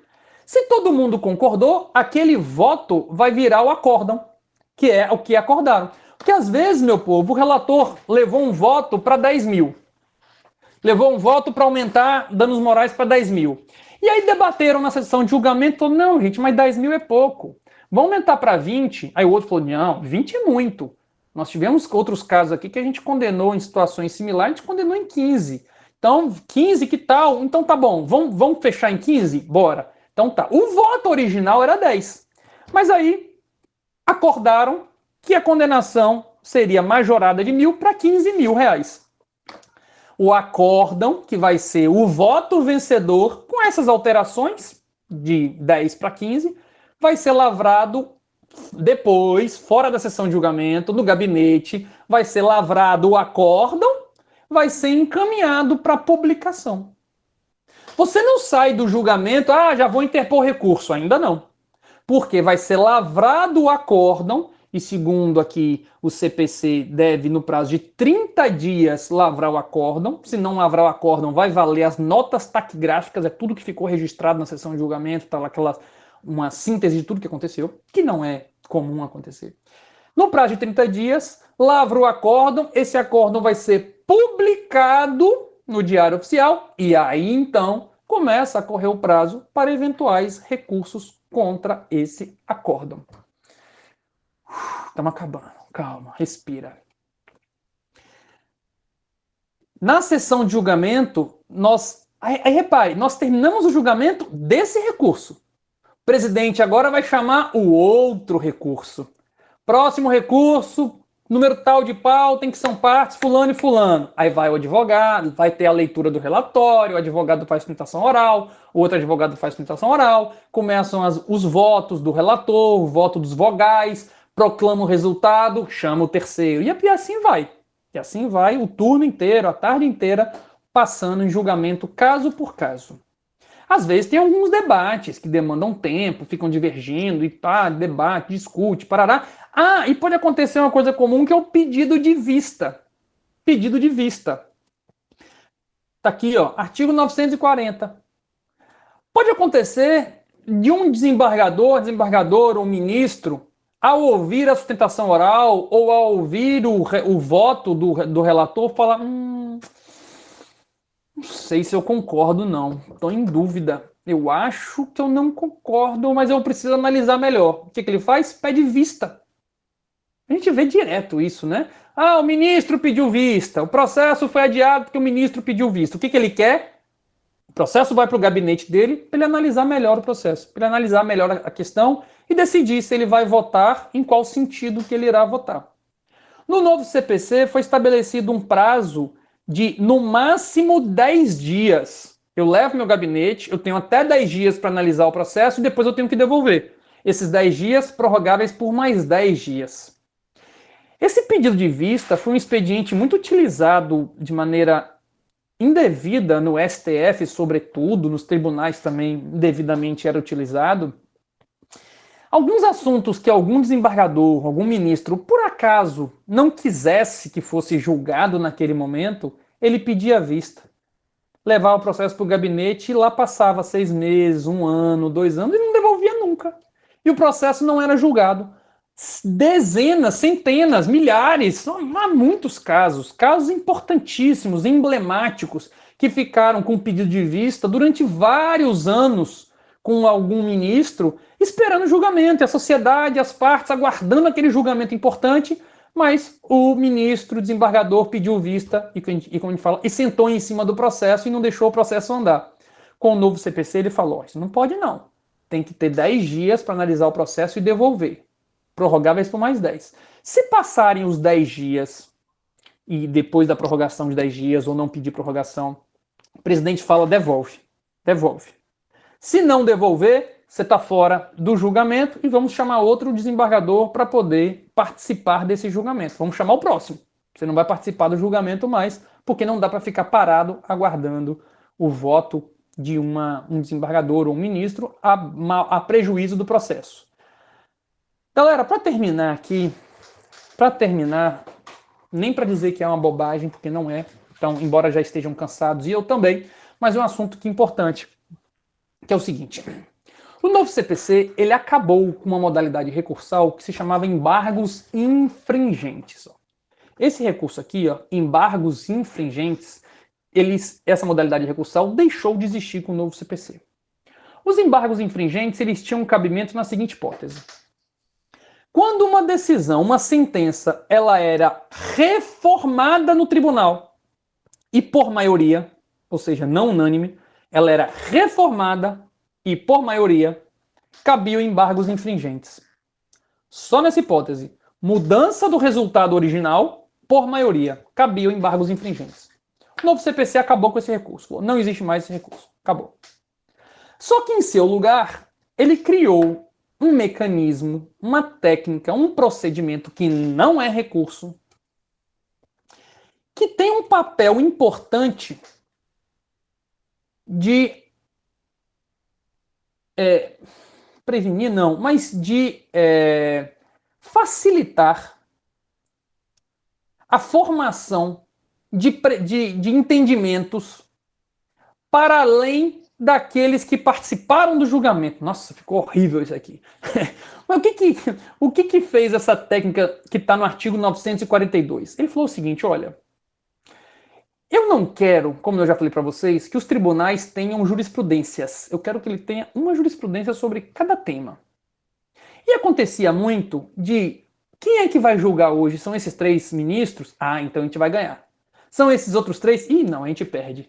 São esses 3 desembargadores? Opa, esse a gente ganha. Esses outros 3? Eita, esse a gente perde. Porque cada um desses tinha um entendimento diferente. O novo CPC, ele falou, olha, 2-1. 2-1 para ganhar ou para perder é muito apertado esse placar. É um placar muito apertado. Às vezes um golpe de sorte aqui, saiu um naquele dia. Se tem divergência, vamos aumentar o debate. Se fez um 2-1 no julgamento, bora ampliar esse debate e ver se esse um está realmente na contramão de todos os outros, ou se esses 2 não estão no mesmo entendimento da maioria dos outros julgadores. O que o novo CPC criou então? Diante de uma apelação, se o resultado não for unânime, ou seja, for um 2-1, apelação são 3 julgadores. Diante de um julgamento não unânime, ou seja, um 2-1, sempre que isso acontecer, automaticamente o presidente do órgão julgador tem que convocar outros 2 julgadores para que possam integrar esse colegiado de 3. Então vão vir mais 2, para que esses 2 possam participar dos debates e apresentar os seus votos. Esses 2 que chegarem podem formar um 4-1. Mas esses 2 que chegarem também podem formar um 3-2 e virar o placar. Pode acontecer de virar o 2-1, virar um 3-2. Tudo bem, é aceitável. O que o legislador quis foi ampliar o debate para você trazer outros julgadores quando houver uma divergência mínima no julgamento da apelação. E aí, meu povo, indiferente se a apelação está sendo acolhida, está sendo rejeitada, se está sendo conhecida, se está sendo provida, qualquer resultado na apelação, fez 2-1, tem que convocar mais 2 desembargadores. E aqui não é convocar os desembargadores, fulano, vem cá você, não é assim, não é a parte que escolhe, não é o julgador que escolhe, é quem está de acordo com o regimento interno. Quem são os próximos? Se nós 3 que estamos participando do julgamento aqui, se nós 3 formarmos um 2-1, quem são os outros 2 que vão ser chamados? Pela ordem aqui no regimento interno, pela ordem o próximo é a desembargadora fulano e depois o desembargador fulano, que é pela antiguidade. tem que estar, o critério tem que ser objetivo no regimento interno. Não pode chamar aí os parças para poder chegar e participar do julgamento, não. Muito bem. Percebam, isso não é recurso. O CPC, inclusive, expressamente, ele falou aqui, ó, no parágrafo 3º, ó, a técnica de julgamento, ó, ele falou a técnica de julgamento. Não é recurso, inclusive não está no rol dos recursos, esquece, não é. Quem falar que é recurso errou feio. É uma técnica de julgamento. Isso é feito automaticamente, ex officio, o presidente tem que fazer, sob pena de nulidade, inclusive. A parte não tem que pedir. Automaticamente, foi na sessão de julgamento, fez 2-1, o presidente do órgão já fala, opa, os outros dois aqui, como votam? Ah, mas não tem mais 2, só tem 3 presentes. O que a gente faz? Suspende o julgamento, marca uma outra data para que outros 2 venham participar e possam apresentar os seus votos com relação àquele tema. Se esses 2 não estavam presentes, os advogados podem fazer sustentação oral de novo para eles. Veja que a ideia, então, é ampliar o debate e termos decisões que saiam dessa composição mínima e vá para uma composição um pouco maior dentro do próprio órgão. Não muda de órgão. Não sai de um órgão e vai para outro. O órgão é o mesmo, porém com o quórum ampliado. É uma técnica de ampliação de quórum. Em vez de 3, passam para 5. Essa técnica, meu povo, está no parágrafo 3º, depois vocês deem uma lida, também se aplica em algumas hipóteses na ação rescisória e em algumas hipóteses no agravo de instrumento. Para apelação, aplica-se sempre, sempre. Julgou a apelação, 2-1, tem que ampliar o quórum. Ação rescisória e agravo de instrumento não é sempre. Aí eu quero que vocês leiam, porque já está cansativo aqui, preciso que vocês leiam, então, o parágrafo 3º do inciso 1 e 2, para saber as hipóteses em que na ação rescisória e no agravo de instrumento se aplicam. Ok? Beleza? Tá entendido? Ah, eu tinha dito, deixa eu ver se... para vocês acompanharem aqui, olha que interessante. Agora as sessões de julgamento, elas estão disponíveis, né, na internet, tanto as que estão acontecendo no momento, quanto as passadas. Então eu vou pegar aqui para vocês, por exemplo, uma sessão de julgamento do Tribunal de Justiça da Bahia, para vocês verem aqui, ó. Escolhi aleatoriamente uma sessão de julgamento que aconteceu aqui na 2ª Câmara Cível, no dia 31/8, e aqui, olha só, é bem bacana aqui no TJ que eles já é indexado, ó. Início da sessão, que eu falei lá, abertura da sessão, aprovação da ata da sessão anterior. Aqui eles vão proclamar quais são os embargadores que registraram impedimentos, suspeições nos processos, quais foram adiados e retirados de pauta. Aqui, ó, como eu falei para vocês, um monte de letra, de número, ó, um monte de número. Processo 1, 2, 3, 5, 9, 10, foi dado o provimento. Processo tal e tal e tal e tal, negado o provimento. Ó. Aqui, nesse momento, eles apresentam os resultados dos julgamentos eletrônicos. Tanto do SAGE, que é uma plataforma, e do PJE, que é uma outra plataforma. Aí aqui tem os comunicados, falecimento, aniversário, dar os parabéns, comunicação, nascimento de filho, de neto, menção de congratulações, aquela conversa aqui, e aí começam a chamar os processos, processo a processo. Tem um aqui que é bem interessante, que eu estava separando para vocês, olha. Então, esse aqui, por exemplo. Vamos para a pauta de processos tá do SAGE com pedido de sustentação oral. Chama agora o processo número 14 de pauta. É apelação cível número 057 Está chamando o processo. 33, os advogados se apresentando. 2016. Eu sou a relatora, turma julgadora, desembargador Maurício Spori, desembargadora Maria do Rosário. Ela apresentou, ela falou, eu sou a relatora, e quem são a turma julgadora aqui? Quem compõe? Desembargadora Maria de Fátima, Maria de Rosário, enfim, e desembargador Maurício. Apresentou quem são os julgadores. Aqui tem 2 excelentes advogados, bem conhecidos, inclusive, que é professor Eugênio Kruszewski e professor Rodrigo Moraes, são 2 professores, 2 civilistas, que estão discutindo um caso bem interessante que envolve direitos autorais.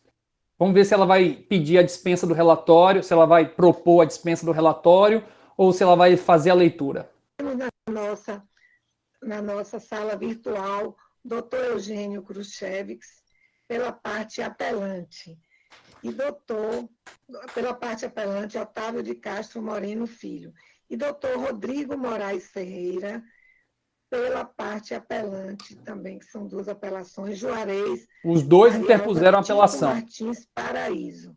Um bom dia aos nobres advogados. Pergunto a vossas excelências, dispensam a leitura Dispensa da do relatório? leitura. Dispenso a Vossas leitura. excelências? Sim, Ambos dispensaram. Então, de logo, passo a palavra a doutor Eugênio para a sua sustentação oral no prazo regimental. Com a palavra, doutor Eugênio. Agora, advogado do apelante, autor, tem 15 minutos para fazer. Na verdade, ele não era o primeiro, não. Se ambos são apelantes, a não ser que foi apelação adesiva, mas se ambos forem apelantes, deveria ter começado pelo autor. Ele está pelo réu. Possivelmente, então, o recurso dele é principal e o recurso do autor é um adesivo.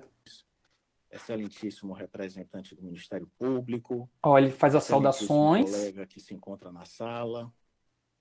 O meu constituinte, o recorrente, Otávio de Castro Moreno Filho, também conhecido artisticamente como Tati Moreno. E aqui ele vai apresentar o caso. Decisão de primeiro grau, que entendeu reconhecer a autoria exclusiva de uma obra popularmente conhecida como A Sereia de Interlagos, que teria sido feita exclusivamente pelo autor da ação, o também escultor e professor Juarez Paraíso.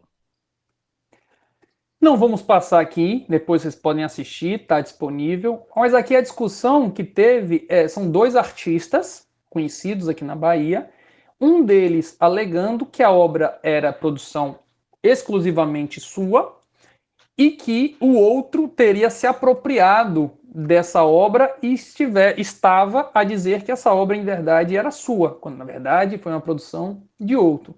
E aí, esse que teve seu direito autoral supostamente violado, entrou com a ação pedindo indenização por danos morais pelo uso indevido dessa obra, pela essa usurpação de autoria. Teve sentença e eles aqui agora estão discutindo os pedidos, né, de reforma da sentença. Teve a sustentação oral de um advogado durante os 15 minutos, ele usou os 15 minutos.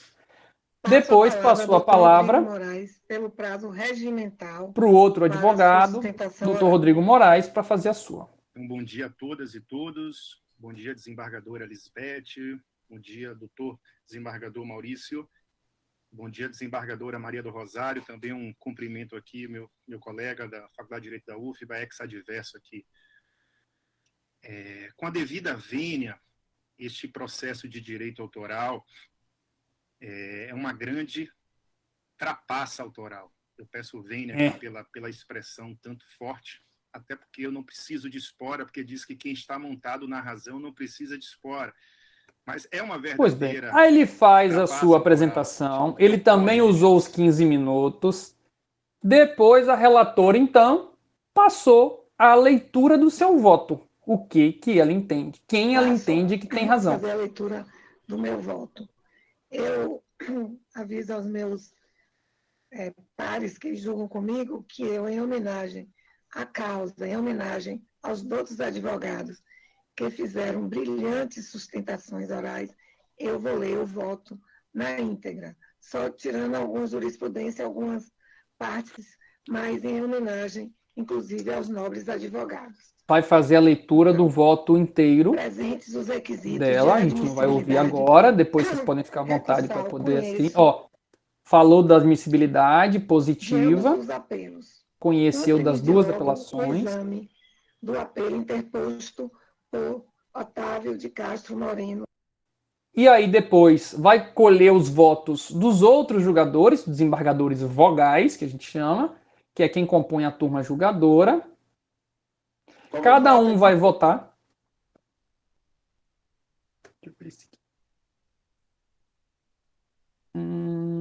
Talvez tenha travado aqui. Cada um vai apresentar o seu voto. Depois, o presidente, que no caso é a relatora, ela é a própria presidente, ela vai colher os votos e proclamar o resultado. faz a coleta de votos. Vamos ver se vai passar para lá. Não foi. E, por fim, vai proclamar o resultado. Ó. Só que não. Deu pau. No final aqui, o recurso do autor foi acolhido, a condenação foi majorada e o recurso do réu foi negado o provimento. Muito bem, é isso aí. Sugiro que depois vocês pesquisem no site do Tribunal de Justiça e vejam sessões de julgamento como que isso funciona. Meu povo, foi bom estar aqui com vocês. Um grande abraço. Estudem, se preparem. Antes de uma audiência, se preparem. Conheçam as regras, conheçam o regimento interno, para vocês não passarem aperto durante a sessão de julgamento. Ok? Um grande abraço a todos e a todas e até mais.